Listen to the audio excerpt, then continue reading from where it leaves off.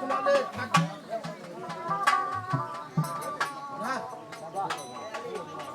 না না ছড়িকা, আমি তোমার কথা বিশ্বাস করি না।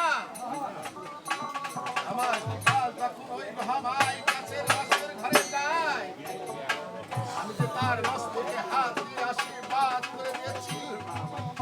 কাল সকাল বেলায় এসে আমাকে যে বাবা বাবা বলে ডাকবে, আর তোমাকে যে মা মা বলে ডাকবে, সেটা তোমার কথা বিশ্বাস করি না।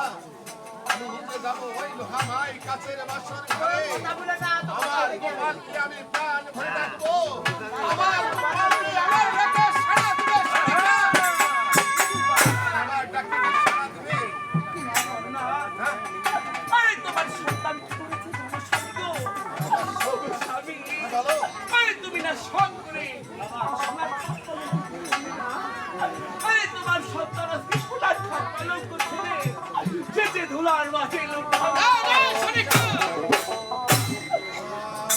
সাতারি পর্বতে বিশ্বকর্মাকে দিয়ে যে মহামায় একটি কাছের বাছর ধার বেঁধেছি, সেই বাসের ঘরে কোনো বায়ুপুত্রিকা প্রবেশ করতে পারে না।